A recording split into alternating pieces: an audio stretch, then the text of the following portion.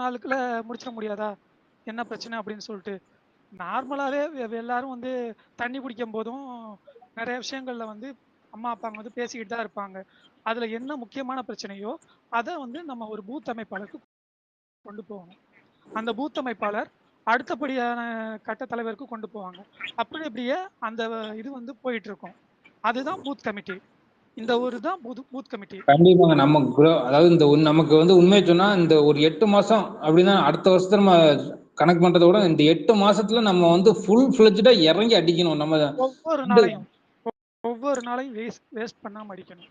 நம்ம இது ஒரு ஒரு துண்டு சீட்டும்பாங்களா அந்த மாதிரி ஒரு இந்த திமுக ஆட்சிக்கு வந்ததுக்கு அப்புறம் எவ்வளவு சட்ட ஒழுங்கு பிரச்சனை நடந்திருக்கு. இவங்க கொடுத்த அந்த பொய் வாக்குறுதிகள் எவ்வளவு பொய் வாக்குறுதியை கொடுத்தாங்க, எதையுமே நிறைவேற்றாம எந்த அளவுக்கு நம்மளை ஏமாத்தி இருக்காங்க அப்படிங்கிறதெல்லாம் ஒரு ஒரு நோட்டீஸோ ஒரு துண்டு சீட்டோ அடிச்சு அதை வீடு வீடா கொண்டு போய் போட்டு வரக்கூடாது. அங்க நின்று ஒரு நிமிஷம் ரொம்ப இல்லை ஒரு நிமிஷம் நின்று அவங்ககிட்ட வந்து இங்க பாருங்க நாங்க டிவிக்கில இருந்து வந்திருக்கோம், இதெல்லாம் வந்து திமுக ஆட்சியில் நடந்தா இவ்வளவு அவலம் நடந்திருக்கு, நீங்க வந்து இதெல்லாம் சிந்திச்சு பாருங்க உங்களுக்கே புரியும் இவங்க ஏன் இவ்வளவு மோசமான ஆட்சி இருக்கு அப்படின்னு சொல்லி நம்ம ஒரு நிமிஷம் எக்ஸ்பிளைன் பண்ணோம்னாலே போதும். அந்த மக்களே நமக்கு வந்து நம்ம மேல இன்னுமே நம்பிக்கை வந்து கூடும் அவங்களுக்கு.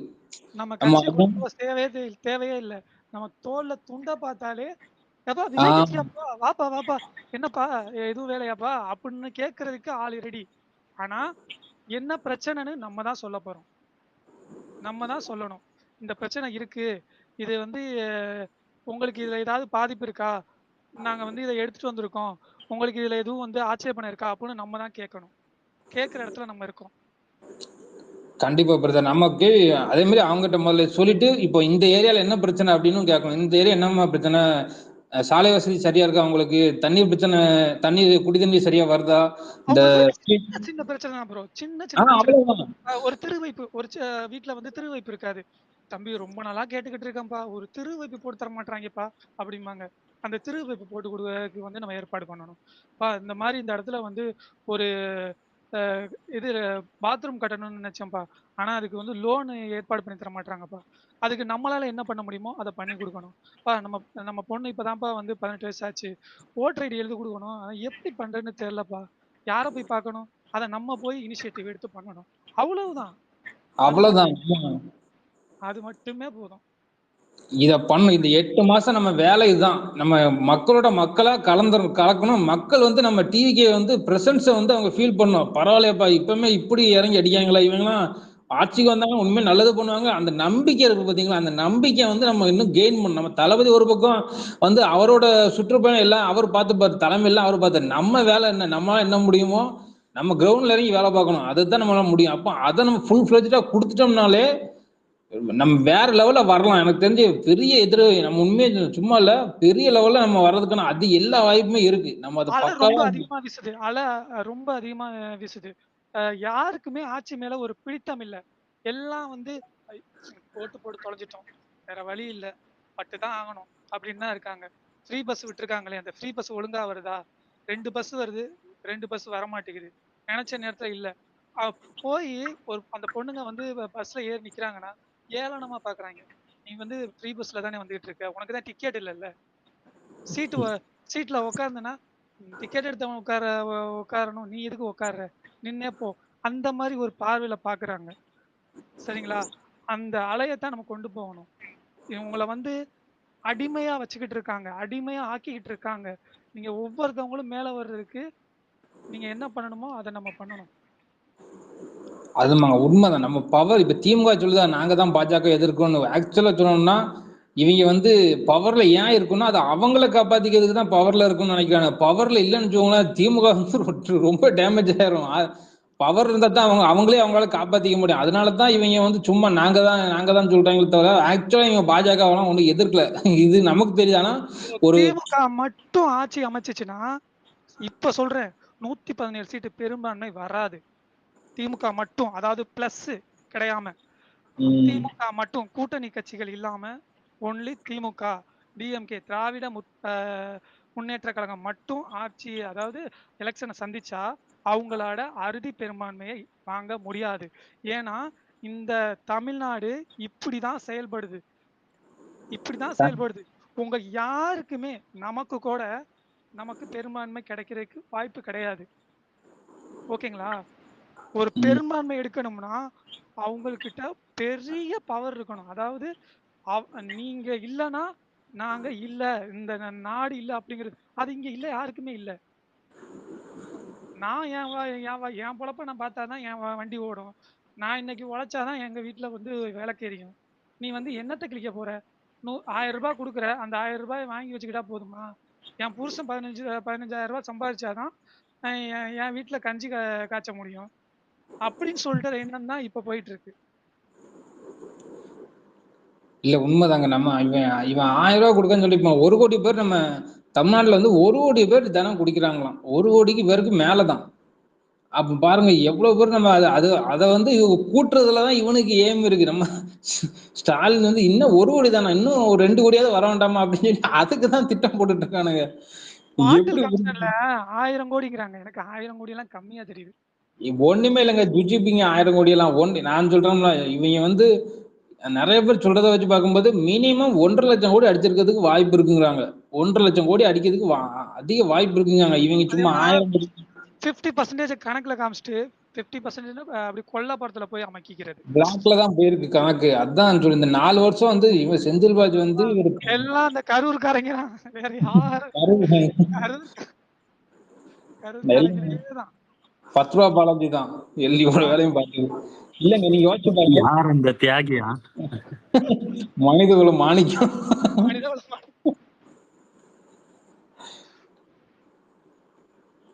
இவரு இப்போ செந்தில் பாலாஜி வந்து 5 கட்சி மாறி வந்தவரு. ஏதோ இவரு பரம்பரை திமுகலாம் ஒண்ணும் கிடையாது. அதிமுகல இருந்து அப்புறம் தினகரன்ட்ட இருந்து இன்னொரு 2, 3 பேர்ட்டலாம் போயிட்டு தான் வந்துருக்காரு கடைசியா திமுகவுக்கு. அப்படி இருக்கும்போது இவருக்கு எதுக்கு நீங்க இவ்வளவு இம்பார்ட்டன்ஸ் குடுத்து 2 அமைச்சரை எதுக்கு இவருக்கு குடுத்து வச்சிருக்கீங்க கேட்க. நான் என்ன இவர் என்ன பெரிய கொள்கை குன்றா? கேட்கேன். இவருக்கு ஏன் குடுத்து வச்சிருக்கீங்க? ஏன்னா இவர் தான் எவ்வளவு கேட்டாலும் பணத்த ப்ரோ வந்து தேனியில செல்வாக்கானவரு. தேனியில செல்வாக்கானவரு. அ அவரு அவர் இருந்தா அந்த மொத்த தொகுதி அங்க எத்தன மொத்தம் இதுன்னு தெரியல. தொகுதின்னு தெரியல.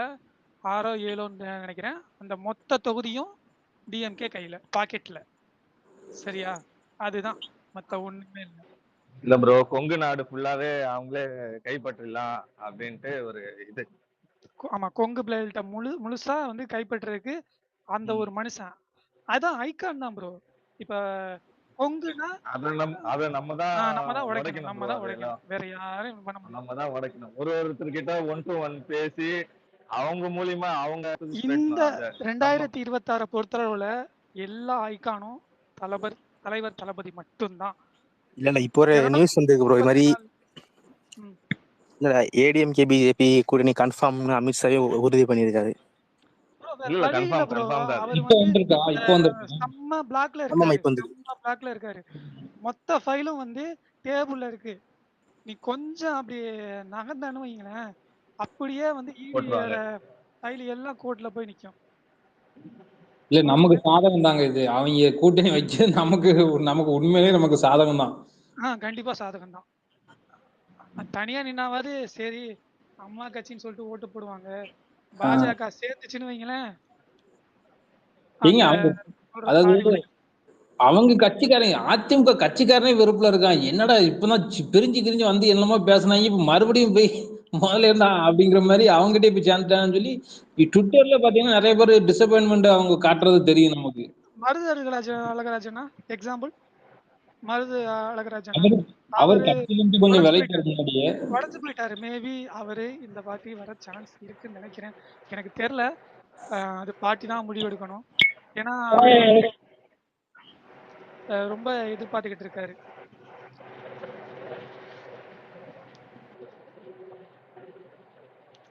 நம்ம தான் எல்லா இதுகிட்டயும் எடுத்துட்டு போய் சொல்லணும். இந்த மாதிரி போடுங்க அப்படின்ட்டு. அவங்க பண்ண ஊழல்கள் எல்லாத்தையும் வந்து நம்ம தான் வெளியே எடுத்துட்டு வந்து அவங்க புரிய வைக்கணும். பாயிண்டா பேசணும் ப்ரோ. இனிமேலாம் வந்து இந்த ட்விட்டர் அரசியல் பண்றது, நம்ம வந்து இத பண்ணுவான், ட்ரோல் இல்ல ட்ரோல் இத மெட்டீரியல்ல பண்ணுவான், வந்து அது கொண்டு வர்றது, பண்ணுவான்னு சொல்லியிருக்காங்க. எதை பண்ணாங்க அத அவங்க? வந்து நம்ம கட்சி தலைமை பார்த்துக்கட்டும். ஐடி விங்க கட்டமைக்கிறது, ட்விட்டர் சம்பந்தமான விஷயங்கள் எல்லாத்தையுமே பண்றது கட்சி தலைமை பார்த்துக்கட்டும். நம்ம பண்ண வேண்டியது எல்லாமே நம்மளோட ஊர்கள்ல உள்ள அங்க உள்ள முக்கியமான ஒரு பிரச்சனைகள தெருவும் வந்து ஒரு வீட்டுக்கும் கலெக்ட் எடுத்துட்டு போய் பண்ணி சொல்லணும். அத வந்து நம்மளோட நமக்குன்னு ஒரு தலைவர் இருப்பாங்கல்ல. டிவிகேல ஒரு தலைவர் இருப்பாங்க. ஊருக்குன்னு. ஒரு ஒரு பஞ்சாயத்துக்குன்னு ஒரு பகுதி தலைவர் பகுதி இருப்பாங்க. பகுதி, தொகுதின்னு சொல்ட்டு. அந்த தலைவர் கையில நம்ம கொண்டு சேர்க்கணும். அதுல அவங்க இதெல்லாம் கொண்டு போனா ஒரு மாற்றம் இருக்கும் அப்படின்னு அவங்க செலக்ட் பண்ணி அத வந்து நம்பிக்கை எடுத்துட்டு நம்பிக்கை வருவாங்க எடுத்துட்டு வரணும் முதல்ல. எடுத்துட்டு வருவாங்க.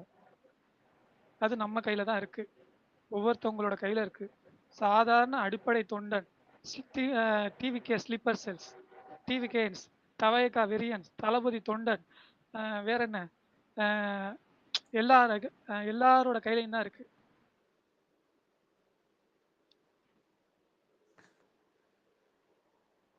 ப்ரோ அது மாதிரி இந்த அதுதான் bro நம்ம இப்போ ஒரு பொண்ணு செத்து போச்சுல, இந்த நீட்டு விஷயத்துல அதுக்கு எடப்பாடி அறிக்கை விட்டுருக்காரு.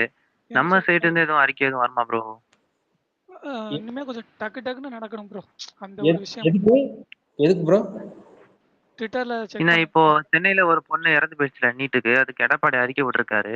இப்போ டெய்லி இந்த மாதிரி ஏதாவது ஒன்று நடந்தா டக்குன்னு எடப்பாடி அறிக்கை விட்டுருவாரு. இப்போ நம்ம தலைவர் அந்த மாதிரி அறிக்கை விட்டா கரெக்டா இருக்குமா? இல்ல பொதுச் செயலாளர் இல்ல 2ஆம் கட்ட 3ஆம் கட்ட தலைவர்கள் அறிக்கை விட்டா அது கரெக்டா இருக்குமா? ஏன்னா வரும் டெய்லி bro, ஒரு வரும் அறிக்கை bro. விட்டா அது அது தலைவர் ரீச் ஆகும் விட்டா ப்ரோ. இல்ல, தலைவர் விட்டா கொஞ்சம் ரீச் அதிகமா இருக்கும். இல்லாட்டி பொதுச்செயலாளர் விடுவாங்க, பாப்போம் வரும். பொதுச் செயலாளர் விட்டா கட்சி சார்பா படுறதா பேசணும். ஏன்னா நமக்கு வந்து பொதுச் செயலாளர் விட்டா வந்து பார்ட்டி வீட்டுல இருந்து விடுவாரு. ஸோ அது கட்சி சார்பான நிலைப்பாடு மாதிரி அது நல்லா இருக்கும் ப்ரோ. தலைவர் ஃபர்ஸ்ட் விடணும். அதுக்கப்புறம் மத்த தொண்டர்கள்லாம் அடுத்தடுத்து ரிலீஸ் பண்ணலாம். ஏன்னா இல்ல தலைவரே தலைவர் விடல. வந்து முக்கியமான தலைவரே விஷயத்துக்கு அறிக்கை விட்டா கரெக்டா இருக்கும். தலைவரே ஃபர்ஸ்ட் விடல. மித்த இந்த மாதிரியான ம். இல்ல முக்கியமான விஷயத்துக்கு தலைவர் கண்டிப்பா விடுவாரு. அது விட்டா அது வந்து ஒரு நேஷனல் நியூஸ் ஆகும். ஸோ அவர் வந்து டெய்லி அறிக்கை விட முடியாது. ஆனா பொதுச் செயலாளர் விட்டா அது கட்சி சார்பா நம்ம எடுக்கிற நிலைப்பாடு மாதிரி போகும். அது கொஞ்சம் தமிழ்நாடு லெவல்ல இம்பாக்ட் ஏற்படுத்தும். அதுதான் நான் வந்து சொல்ல வந்தேன். தலைமை நிலைய செயலக அறிவிப்புன்னு சொல்லிட்டு விடுவார்ல, அது மாதிரி விடணும். இந்த இப்போ ரீசெண்டா 2 இதுக்கு விட்டாங்க. நம்ம ஏதோ ஒரு போராட்டம். அண்ணாமலைக்கு ஏதோ ஒரு இதுக்கு ஒண்ணு விட்டாங்க. அதுக்கப்புறம் அண்ணாமலை எதிர்த்து தான் போறவன்னு விட்டாங்க. அதுக்கப்புறம் இந்த சவுக்கு சங்கர் அதுக்கும் விட்டாங்க. அது வந்து பொதுச் செயலாளர் விட்டாரு. பார்ட்டி ஐடியிலேருந்து விட்டாரு. ஸோ அந்த மாரி பண்ணோம்னா நமக்கு கொஞ்சம் தமிழ்நாடு லெவல்ல நம்மளும் ஒரு ஸ்டாண்ட் எடுக்கிற மாரி நியூஸ்ல ரீச் ஆகும். விடுவாங்க, ஐ திங்க் ஈவினிங் விடுவாங்கன்னு நினைக்கிறேன், பாப்போம். அது விடாம இருக்க மாட்டாங்க, விடுவாங்க. விடலைன்னா அட்லீஸ்ட் கொண்டு போய் சேர்க்கறது கட்சி பார்ட்டி லீடர்ஸ் பொறுத்து. அங்க அடுத்தடுத்து இருக்க பார்ட்டி லீடர்ஸ் பொறுத்து. ஏன்னா இந்த விஷயத்துலலாம் நம்ம ஸ்ட்ராங்கா இருக்கணும். ஏன்னா இதெல்லாம் வந்து ரொம்ப சென்சிட்டிவான ஒரு பிரச்சனை. இல்ல இதெல்லாம் ஆக்சுவலா எடப்பாடி டெய்லி அறிக்கை விட்டுட்டு இருக்காரு. இந்த நீட்டு பிரச்சனை இவங்க வந்து நான் வந்ததும் முதல் கையெழுத்தே நீட் ரத்துன்னு சொன்னாங்க தெரியுமா? அப்பனும் பிள்ளையும் மாறி மாறி. அவர் என்னமோ சொன்ன நீட்டு கனிமொழி அக்கா இது சொன்னாங்க. இது மொத்தமா மக்களோட முட்டாள்தானே. கனிமொழி அக்கா அவங்கதான் சொன்னாங்க கொஞ்சம் என்னன்னா, எங்க கிட்ட வந்து அதுக்கான இது இருக்கு. அந்த நீட்டை கொண்டு வர ரகசியம். ரகசியம் இருக்குன்னு சொன்னாங்க. ஆனா அந்த ரகசியம் இந்த ஆட்சி வந்து இந்த 1.5 வருஷத்துக்கு முடிய போகுது. இன்ன வரைக்கும் சொல்லலை. ஆனா திரும்ப இதே நெரேட்டிவை கொண்டு வருவாங்க. எப்படி கொண்டு வருவாங்கன்னா, அது வேற ஒரு அஜெண்டால கொண்டு வருவாங்க.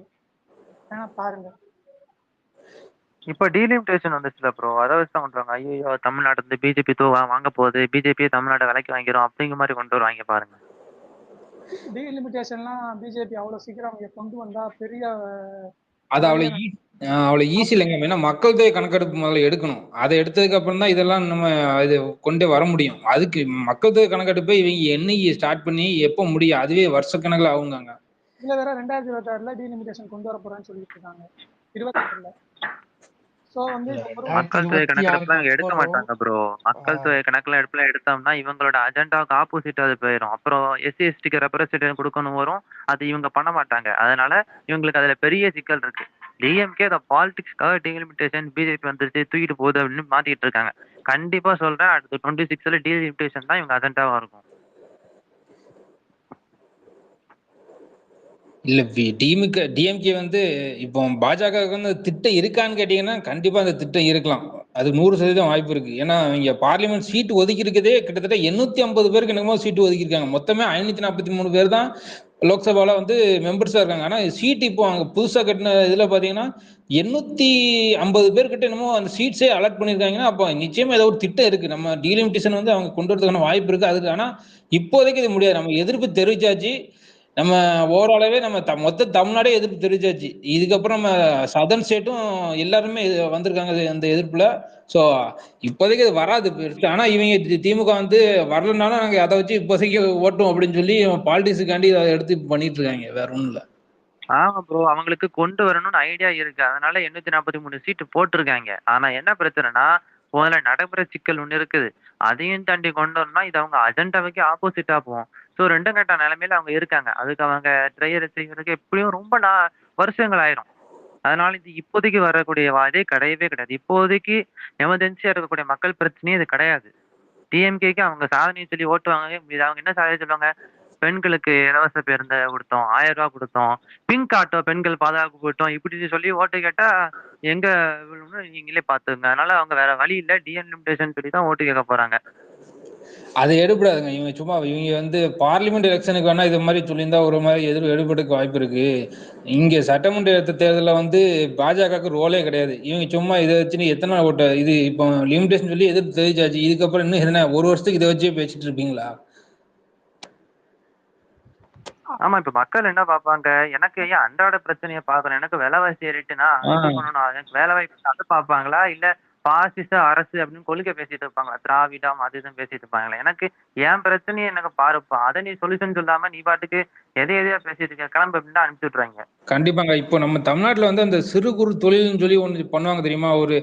அந்த இது வந்து பயங்கரமா அடி வாங்கியிருக்குங்க. தமிழ்நாட்டுல வந்து முன்னாடி இருந்ததுல வந்து ரொம்ப ஏன்னா அந்த எலக்ட்ரிக் மின்சார கட்டணம் வந்து வீட்டை விட அந்த மாதிரி இந்த கமர்ஷியல் எலக்ட்ரிக் டேக்ஸ் எல்லாம் வந்து ஏகப்பட்ட வரி அவங்களுக்கு கூட்டிருக்காங்க. அதனால அது வந்து ரொம்ப அடி வாங்கியிருக்கு. நமக்கு இப்போ புதுசா வந்து ஒரு பெரிய ஒரு கார்பரேட் கம்பெனிஸோ ஒரு பெரிய ஒரு முதலீடோ வந்து தமிழ்நாட்டுக்கு வந்து கடந்த இவங்க ஆட்சிக்கு வந்ததுலேருந்தே ஒண்ணு கூட உருப்படியா வரல. அதான் உண்மை. பக்கத்து மாநிலத்துல வந்துகிட்டு இருக்கு. தெலுங்கானா வருது, ஆந்திரா வருது, மகாராஷ்டிராவுக்கு வருது. ஆனா தமிழ்நாட்டுக்கு ஒரு சொல்லிக்கிற மாதிரி ஒரு கம்பெனி வந்திருக்கான்னு கேட்டீங்கன்னா ஒரு பெரிய கேள்விக்குறிதான். என்ன அப்ப முதலீடு? சரியான பாயிண்ட் எடுத்தீங்க. கேட்டா சரியான பாயிண்ட் எடுத்தீங்க. என்னன்னா சென்னைம்பாங்க, மெட்ரோ ரயில் திட்டம் கொண்டு வந்திருக்கேன் அப்படிம்பாங்க. இப்ப இந்த பரந்தூர் விமான நிலையம் கொண்டு வந்திருக்கேன்னு சொல்லுவாங்க. இதை எல்லா இடத்துக்கும் கொண்டு போகணும், பரவலாக்கணும். தமிழ்நாடு ஃபுல்லா பரவலாக்கணும். எல்லா இடத்துலயுமே எல்லா ஃபெசிலிட்டிஸும் கிடைக்கணும். இப்போ ஒரு உயர்தர சிகிச்சை தேவைன்னா எங்க ஓடணும்னா, இப்போ எங்க புதுக்கோட்டையிலலாம் உயர்தர சிகிச்சை இல்லை. நான் ஒண்ணு மதுரைக்கு போகணும், இல்லைன்னா திருச்சிக்கு போகணும், இல்லைன்னா நான் உசுரை காப்பாற்ற முடியாது. ரொம்ப கஷ்டம். இதெல்லாம் வந்து ஒரு பாயிண்டா நம்ம கொண்டு வரணும். இதெல்லாம் வந்து ஒரு பாயிண்டா சொல்லணும். இப்படி ஒரு விஷயங்களை தான் வந்து கொண்டு வந்தாதான் மக்கள் பயனடைவாங்க. அது சீக்கிரம் வந்து அந்த இடங்கள்ல முன்னேற்றம் வரும். இல்லைன்னா போற நேரத்திலே வந்து எங்க இதுல நிறைய இறப்பு நடந்திருக்கு. எங்க மாமாவே இறந்துட்டாரு. மதுரைக்கு கொண்டு போற ஒரு 1.5 ஹவர் டிராவல்ல இறந்தே போயிட்டாரு. காப்பாத்திருக்கலாம் தான் சொன்னாங்க, இன்னும் கொஞ்சம் சீக்கிரம் வந்திருந்தா. என்ன பண்றது? எங்ககிட்ட கட்டமைப்பு இல்லை. புதுக்கோட்டையில கட்டமைப்பு கிடையாது. திருமயத்துல ஒரு அரசு மருத்துவமனை இருக்கு, புதுக்கோட்டையில ஒரு அரசு மருத்துவமனை இருக்கு. ஆனா வந்து அவங்க அந்த நேரத்துல தான் கட்டிக்கிட்டு இருந்தாங்க. நாங்க வந்து திருச்சி போகணும், இல்லை மதுரை போகணும். எங்களுக்கு திருமயத்துல இருந்து பக்கம் எதுன்னா மதுரை தான். மதுரை தான் போகலான்னு பார்த்தோம், ஆனா மதுரை போக முடியும். அந்த மாதிரி பல எல்லா இடத்துக்குமே வந்து திட்டங்களை கொண்டு போகணும். அப்படி கொண்டு போனாதான் எல்லாமே தமிழ்நாடு வளர்ச்சி அடையும். சொல்லிக்குவாங்க, ஜிடிபியில வந்து தமிழ்நாடு 2வது இடத்துல இருக்கு, இந்தியாவில் வந்து தமிழ்நாடு 2வது இடத்துல இருக்கு அப்படின்னு சொல்லி. ஆனா எதெல்லாம் அது கான்ட்ரிபியூட் பண்ணுது அப்படின்னு பார்த்தா ஒரு 3 மாவட்டங்கள், ஒரு 4-5 மாவட்டங்கள் மட்டும்தான் அதை கான்ட்ரிபியூட் பண்ணுது. மற்ற மாவட்டங்கள்லாம் பேரளவுல மட்டும்தான் இருக்கு. ப்ரோ இப்போ நீங்க ஒரு விஷயம் சொன்னீங்க. இப்போ இந்த மாதிரி இன்ஃப்ராஸ்ட்ரக்சர் டெவலப் பண்றதுல ஒரு பெரிய பிரச்சனை இருக்கு ப்ரோ. என்னன்னா, இவங்க வந்து கடன் வந்து அளவுக்கு அதிகமா வாங்கி வச்சுட்டாங்க. இந்த பிரச்சனை நம்ம யாருமே நோட் பண்ண மாட்டேங்கிறோம். என்னன்னா, ஃபைனான்சியலா தமிழ்நாடு ரொம்ப அடி வாங்க போகுது. அடுத்த கவர்மெண்ட் யாரு வந்தாலும் அவங்க ஃபேஸ் பண்ணக்கூடிய பெரிய கிரைசிஸ் என்னன்னா, ஃபினான்ஷியல் கிரைசிஸ் தான். இப்போ எக்ஸாம்பிளுக்கு ஆந்திராவுல சந்திரபாபு நாயுடு ஃபேஸ் பண்ணிட்டு இருக்காரு. அங்க வந்து கவர்மெண்ட் எம்ப்ளாயீஸ்க்கே சேலரி போட முடியல. அதனால தான் அவங்க வந்து மோடி கவர்மெண்ட்டுக்கு சப்போர்ட் பண்ணிட்டு இருக்காங்க. மோடி அவங்களுக்கு அத்தனாயிரம் கோடி ஒதுக்குறதுக்கான காரணமும் அதான். அவங்ககிட்ட இருந்து ஃபண்ட் வரலன்னா இவங்களால சம்பளம் போட முடியாது. ஸோ அந்த நிலைமைக்கு நம்ம தமிழ்நாடு சீக்கிரமே போகுது. ஸோ இந்த மாதிரியான ஃபினான்ஷியல் கிரைசிஸ்லாம் மாட்டிட்டு இருக்கோம். இத ஃபர்ஸ்ட் எப்படியாவது சால்வ் பண்ணணும். எந்த பிரச்சனையும் சால்வ் பண்றோமோ இல்லையோ, இந்த ஃபினான்ஷியல் கிரைசிஸ சால்வ் பண்ணி நமக்கு அதிகபட்ச கடன் இருக்கு. அந்த கடன முடிஞ்ச அளவுக்கு நம்ம அடைச்சா தான் நம்ம புது நலத்திட்டம் செய்ய முடியும். ஏன்னா 2வது இவங்க எல்லாம் என்னன்னா நல்லா கடன் வாங்கி கொள்ளையடிச்சுட்டு போயிடுறாங்க. ஆதவ் சொல்லியிருப்பார்ல. அதாவது வளர்ச்சி செஞ்சு வளர்ச்சியில கொள்ளையடிக்கிறது மேல்நாடுகள். ஆனா நம்ம என்ன பண்றோம்னா கடன் வாங்கி அதுல கொள்ளையடிக்கும். அப்ப நமக்கு ரொம்ப அது ரிவர்ஸ்ல தான் நம்ம போயிட்டு இருப்போம். ஸோ இந்த கிரைசிஸ சால்வ் பண்ணணும். இன்னொரு பிரதர் சொன்னாரு, அந்த இண்டஸ்ட்ரீஸ் வந்து ரொம்ப அழியுதுன்னு. இப்ப அந்த கோயம்புத்தூர் சைடு, அந்த திருப்பூர் சைடுலாம் பார்த்தீங்கன்னா, கைத்தறி தொழில், அந்த நெசவு தொழில்லாம் பார்த்தீங்கன்னா, பயங்கரமா அடி வாங்கி நெறைய பேர் க்ளோஸ் பண்ணிட்டு போனாங்க. அதுக்கு காரணம் சென்ட்ரல்ல உள்ள அந்த ஜிஎஸ்டி மத்த விஷயங்கள்னாலுமே, இங்க நமக்கு அந்த கரண்ட் பில்லு, மத்த விலைவாசி உயர்வு எல்லாமே அவங்களுக்கு ரொம்ப அடி வாங்கிருச்சு. அதாவது போன கவர்மெண்ட்ஸ்லாம் என்ன பண்ணியிருந்தாங்க அப்டின்னா, அந்த நெசவு தொழில் செய்வாங்கல்ல, அவங்க கிட்டயே தமிழ்நாடு கவர்மெண்ட் வந்து டெண்டர் குடுப்பாங்க. எப்டின்னா, அந்த வேட்டி சேலை, இலவச வேட்டி சேலை குடுக்கறதுனால, அவங்களுக்கு அது ஒரு வாழ்வாதார தொழில் மாரி. அந்த 1 வருஷம் ஃபுல்லா அவங்க நெஞ்சுக்கிட்டே இருப்பாங்க. பொங்கல் டைம் வேட்டி சேலை குடுப்பாங்க. ஸோ இது அவங்களுக்கு ஏதோ ஒரு வகையில ஒரு சின்ன பெனிஃபிட் வந்து கிடைச்சிட்டு இருக்கும். இப்ப இவங்க டெண்டர அவங்களுக்கு மாத்தி, இவங்களுக்கு இஷ்டப்பட்ட ஆளுகளுக்கு குடுத்ததுனால, அந்த தொழிலும் போச்சு. ஏன்னா கோயம்புத்தூர் சைடு வந்து பார்த்தீங்கன்னா, யாரோ சொல்லி கேள்விப்பட்டுருக்கேன். என்னன்னா, அவங்க வந்து யார்கிட்டயும் வேலை செய்ய விரும்ப மாட்டாங்க. ஒரு சின்ன இண்டஸ்ட்ரி வச்சாலும், ஒரு சின்ன ஒரு ஒரு ஒரு ஒரு புரொடக்ஷன் யூனிட் வச்சாலும், என் கீழ ஒரு 3 பேர் வேலை செய்யணும். நான் ஒரு முதலாளியா இருக்கணும் அப்படின்னு தான் அவங்களுக்கு ஒரு மைண்ட் செட் இருக்கும் அப்படிம்பாங்க. ஸோ அந்த இண்டஸ்ட்ரி அழிச்சதுனால கோயம்புத்தூர் சைடே ரொம்ப அடி வாங்குது. அந்த சின்ன சின்ன தொழில்கள்லாம் அடி வாங்குது. அப்படிங்கிற மாரி ஒரு கிரைசிஸ் வந்து இப்போ பயங்கரமா எமர்ஜ் ஆயிட்டு இருக்குது. இத பிரச்சனையும் நம்ம வந்து பேசி ஆகணும். இல்ல ப்ரோ, எல்லா பிரச்சனையும் இப்ப நீங்க சொன்ன மாதிரி தொழில் சங்கம் ஒவ்வொரு தொழில் வச்சு மேம்படுற அவங்களுக்காண்டியும் சரி, இப்ப அரசு ஊழியர்கள் அவங்களுக்காண்டியும் சரி, எல்லாருக்கும் அன்றாடமா டெய்லியும் இவ்வளவுதான் காசு வருது, இப்படிதான் வேலை பார்ப்பேங்கிற அந்த அந்த குறிப்பிட்ட மக்கள் அவங்களுக்கும் சரி, ஒரு கூலி தொழிலாளி எல்லாருக்கும் உண்டான கட்சி தான் டிவிக்கு இருக்கும். அதுக்குண்டான ஒர்க்ஸ் எல்லாம் போயிட்டு இருக்கு நல்லாவே. அது நீங்க இப்ப நம்மளுக்கு லாஸ்ட் ஒரு 6 மாசத்துக்கு முன்னாடி இந்த டிவி கேக்கும் இன்னைக்கு இந்த டிவி கேக்கும் நமக்கு நல்ல ஒரு மிகப்பெரிய ப்ராக்ரஸ் தெரியுதுல்ல. அது நம்ம கண்கூடாவே பார்க்க முடியுது. அப்ப பயங்கரமா தெரிஞ்சிருக்கும். கண்டிப்பா, கண்டிப்பா. ப்ராக்ரஸ் தெரிஞ்சிருக்கும். அதேதான் இன்னொரு 3 மாசம் கூட தேவையில்ல. இன்னொரு 1.5 மாசத்துக்கு அப்புறம் பாருங்க, இப்ப இன்னைக்கு இருக்கிறத விட டபுள் மடங்கு ப்ராக்ரஸ் இருக்கும். அது நீங்க எலெக்ஷன் நெருங்க பாத்தீங்கன்னா டிவிக்கு ஒரு மிகப்பெரிய ஃபோர்ஸா இருக்கும். அதான் நெக்ஸ்ட் ஒரு 10 மந்த்ஸ் நம்ம தான் எதிர்க்கட்சி அந்த மாதிரி இருக்கும். புரியுதுங்களா? ஸோ நம்ம அதை பத்திலாம் பயப்பட தேவையில்ல.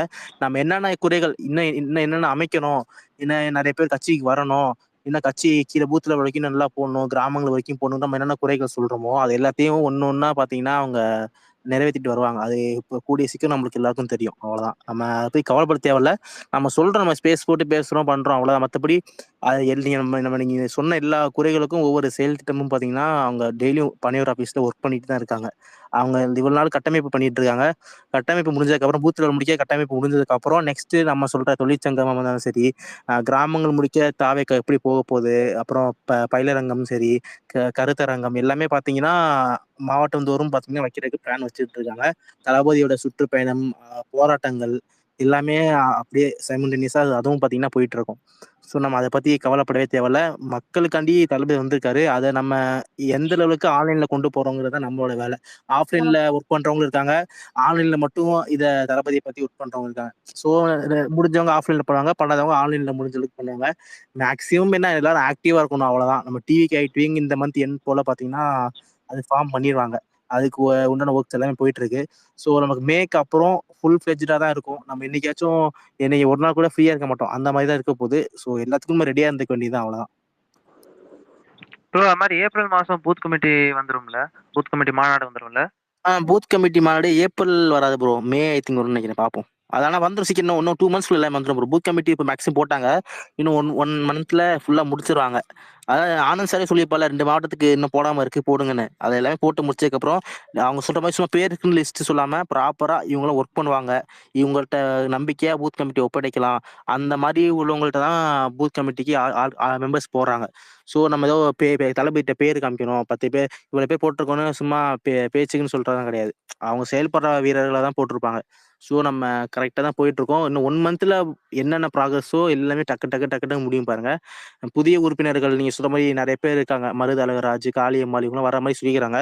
எல்லாரும் பாத்தீங்கன்னா கூடிய சீக்கிரம் நம்ம கட்சிக்கு வருவாங்க. அதான் நேற்று ஆனந்த் சாரே சொல்லியிருப்பாரு. ஸோ ஸோ நிறைய பேர் ப்ராக்ரஸ் இருக்கு. நம்ம கட்சி பார்த்தீங்கன்னா, முன்னாடி இருந்ததோட இன்னைக்கு கொஞ்சம் வெளிப்படையா மாறி இருக்கு.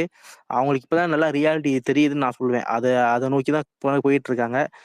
ப்ராக்ரஸ் நல்லாவே போயிட்டு இருக்கு. இவனுங்க டிஎம்கே சைடு கதையிட்டு இருப்பானுங்கன்னு வச்சுக்கோங்க. அதெல்லாம் நம்ம ஒரு பக்கம் வச்சுட்டா கூட, நமக்கு மெயின் டார்கெட் பொதுமக்கள் தான். இந்த டிஎம்கே சைடு உள்ள அடிஸோ, டிஎம்கே காரங்களோ கிடையாது. பொதுமக்கள்கிட்ட யாரு வாக்கு அதிகமா செல்வாக்கு பெறுறாங்க தான். அத நம்ம தளபதி இன்னைக்கு ஓட்டர்ஸ் நடத்தியிருக்க சர்வே பார்த்தீங்கன்னா, அது ஃபைனலா சொல்ல முடியாது. அது ஒரு நமக்கு ஒரு ஆறுதலா எடுத்துக்கலாம். அதுலயும் பார்த்தீங்கன்னா, ஒரு 2வது இடம் நமக்கு குடுத்துருக்காங்க. ஸோ இது அப்படியே ப்ராக்ரஸ் பண்ணி ஒரு ஸ்டேஜ் பில்ட் பண்ணிக்கிட்டே போணும். அடுத்த ஒரு 8 மாசத்துக்கு பில்ட் பண்ணிட்டே போய் ஒரு இடத்துல தளபதி உட்கார வச்சோம்னா, ஆட்டோமேட்டிக்கா எலெக்ஷன்ல அப்படியே ரிஃப்ளெக்ட் ஆக போகுது. அவ்வளவுதான். நம்ம அதுக்குண்டான ஒர்க்க போத் ஆன்லைன் அண்ட் ஆஃப்லைன்ல பார்க்கணும். அவருக்கு உண்டான ஒத்துழைப்பும் நம்ம அப்படியே கன்டினியூஸா குடுத்துக்கிட்டே வரணும். அவ்வளவுதான். உங்களால முடிஞ்ச ஒரு கண்டிப்பா ப்ரோ. இன்வால்வ் ஆனா போதும். ஏன்னா எல்லாரும் வந்து கட்சியில இருப்பீங்களான்னு தெரியாது. ஒரு சில பேர் வேலையில இருப்பீங்க. நான் வேலையில இருக்கேன். என்னால என்ன முடியும்னா, நான் ஒரு 3 மாசம் என்னால கண்டிப்பா லீவ் போட முடியும். லீவ் போட்டு அந்த சமயத்துல என்னோட அந்த நான் சொன்னேன்ல திருமயம் சட்டமன்றத்துல புலிவலம் ஊராட்சி ஒன்றியம் அங்க வந்து என்னால வந்து செயல்பட முடியும். ஏன்னா அதுதான் என்னோட பவுண்டரி. அதுக்குள்ள என்னால செயல்பட முடியும். அது மாதிரி ஒவ்வொருத்தவங்களுக்கும் ஒவ்வொரு பவுண்டரி இருக்கும். அந்த ஏரியால நம்ம எந்த அளவுக்கு இறங்கி பண்ண முடியுமோ பண்ண முடியும். அவ்வளவுதான். நம்ம அந்தந்த ஊர்ல எப்படி பூத் கமிட்டியில டிவிகேக்கு நம்மளோட முடிஞ்ச பண்ணணும். மாவட்ட செயலாளர்கள் அந்தந்த மாவட்டத்தில் உள்ளவங்க அக்ரெசிவா ஒர்க் பண்ணணும். நெக்ஸ்ட் 8 மந்த்ஸ்க்கு அதான் உங்களுக்கு வேலையே. அது அவங்களோட நேமை ஸ்ட்ராங் பண்ணிட்டு 230 நாளும் தனித்து நிக்க போறோமோ கூட்டணி நிக்க போறோமோ தெரியல. பட் எல்லாத்துக்கும் நம்ம எம்எல்ஏ கேண்டிடேட் போடணும். அவங்களும் தலைவருக்கு நம்ம வந்து தலைவர் முடிவு பண்ணுவாரு. தலைவர் தான் முழு அதிகாரம் நேற்று கொடுத்துட்டாங்க பொதுக்குழுல. சோ அதுக்குள்ள வேலையை போயிட்டு இருக்கு. பார்ப்போம். சரி பாப்பா, நம்ம அது சும்மா பேசினா ஸ்பேஸ் போட்டது. நம்ம பேசுவோம் நாளைக்கு நாளை கழிச்சு. இப்போ இன்னைக்கு நைட்டோ இல்லை நாளைக்கோ நம்ம சும்மா ஸ்பேஸ் போடுவோம். நம்ம பேசுவோம். இப்போ நான் ஸ்பேஸ் முடிச்சுக்கலாமா இல்லை எப்படி பேசுறீங்களா? இல்ல எல்லாருக்கும் வந்து ஓகேனா? இல்ல முடிச்சிடலாம் ப்ரோ. நம்ம இன்னைக்கு ஓவராலா நம்ம நேரத்துல வந்து இன்னைக்கு எல்லாம் பேசிட்டோம். ஓகே. இல்ல நம்மளும் அதான் நம்ம அடிக்கடி ஸ்பேஸ் போட பிரச்சனை இல்லை. நாளைக்கு யாராச்சும் கூட்டிட்டு வருவோம். நம்ம ஸ்பேஸ் போட்டு டீட்டெயில்டா பேசுவோம். நெக்ஸ்ட் ப்ராக்ரஸ் எப்படி போயிட்டு இருக்கு டிஏக்கு பார்த்துட்டு நம்ம பேசுவோம். சரி, இப்போ நம்ம ஸ்பேஸ் முடிச்சுக்கலாம்.